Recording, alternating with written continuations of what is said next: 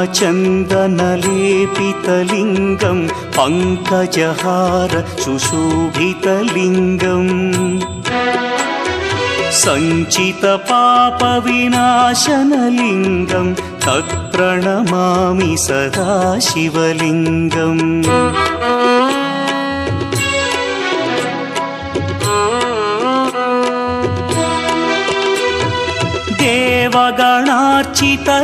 देवगणार्चितसेवितलिङ्गं भावैर्भक्तिभिरेव च लिङ्गं दिनकरकोटिप्रभाकरलिङ्गं तत्प्रणमामि सदा शिवलिङ्गम् अष्टदलोपरिवेष्टितलिङ्गं सर्वसमुद्भवकारणलिङ्गम् अष्टदरिद्र्यविनाशनलिङ्गं तत्प्रणमामि